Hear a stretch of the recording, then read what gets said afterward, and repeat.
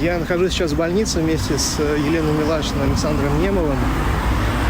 Оба сильно избиты. Немов сидит в инвалидной коляске, с трудом передвигается. Елена Милашина не может даже сидеть.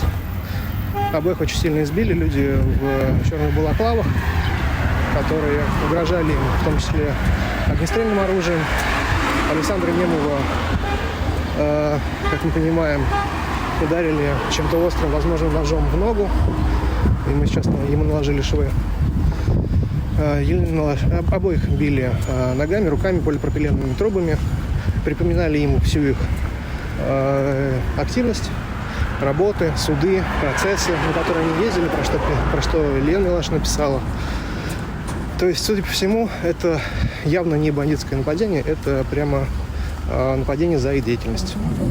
Приезжали, выкинули шофера из таксиста из его машины, к нам залезли, головы нагнули, мне руки завязали, мы там на колени ставили и пистолет в голове покрутили.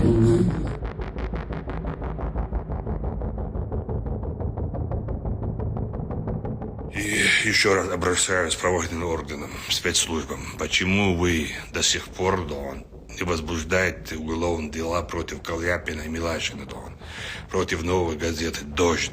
Они же вам факты, больше какие факты нужны, что они являются террористами, способными террористами,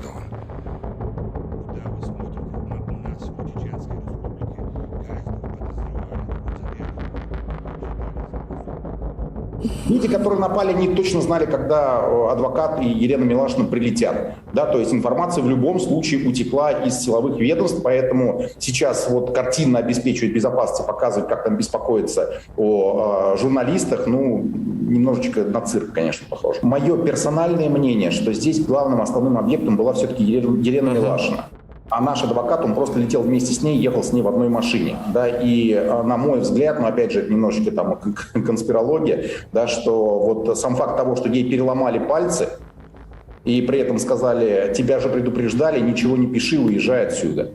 Но вот с Немовым такое не сделали, а журналистам такое сделали. Мне кажется, это достаточно такой прозрачный намек на ее профессиональную деятельность, и за что она, собственно говоря, подверглась нападению.